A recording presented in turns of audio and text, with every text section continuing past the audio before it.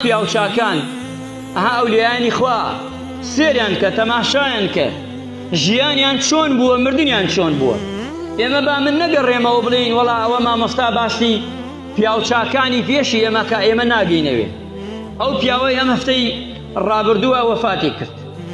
خوای گەورە بەبەشت پان و بەرین شادی بکە و هەموو مردوەکانی هەمومان ئەوەی لەم هەفتا و هەمووی ئینشاءالله. من شتێک ئەگێڕمەوە یان دووشت لە قیسەی ئەو پیاوە کە باسییان کردووە بۆم مام ئەحمەد کە وەفاتی کردووە. ئەم پیاوە برادێکی ئەچێتە لای لێ پرسێ زۆر دۆستێتی زۆر ڕەفیقێتی گیان بەگیانی پرسیارێکی لێەکە حەز ناکات پرسیارەکە بدرکێنێ بەڵام ئەم وازی لێ ناهێنێ. ئەم پیاوەش باسی نەکردووە تا لەسەر دنیا بووە مردووە ئەم جا باسی کردووە.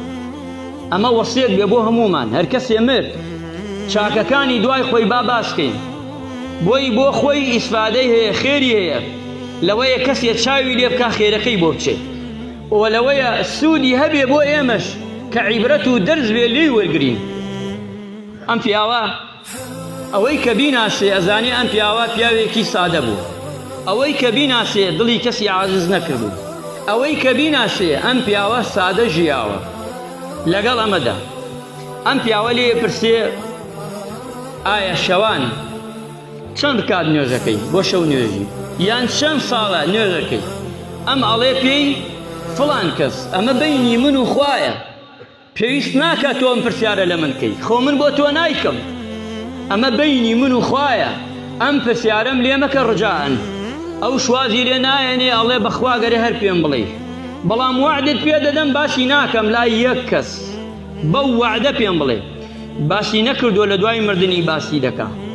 ئەڵێت چیت لێ بشارمەوە من و هەموو شەوێک هەڵەسم نێزگەی 50 30 ساڵە 40 ساڵە تقریبان 40 بەبانە با ساڵەکە تەحدید نەکەی لە دەور 50 55 45 هەموو شەوێ من هەستاوم شەو نوێژم کردووە هەموو شەوێ 25 ڕکات نوێژم کردووە بۆ خوای گەورە بەڵام وعد بێ وعدت دا پێم لای کەس باسی نەکەی. ئێمە جارجار لەوەیە کردەکان ها ئەمەیە کاتی ئەمەی کردە بۆ خواسیە سەرەمەرگی بکەن تەماشای سەرەمەرگی بکەن.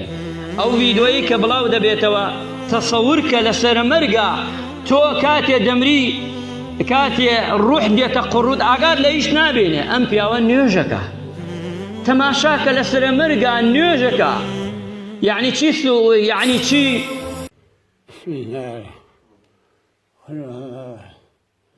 الصمد لم يلد ولم يكن له بسم الله الرحمن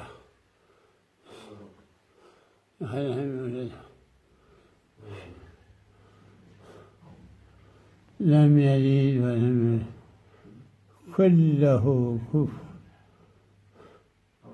الله أكبر.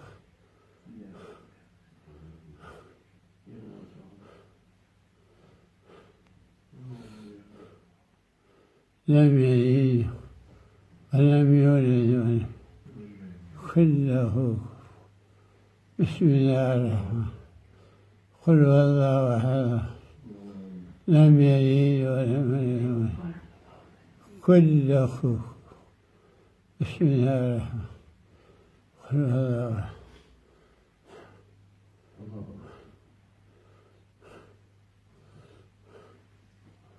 الصمد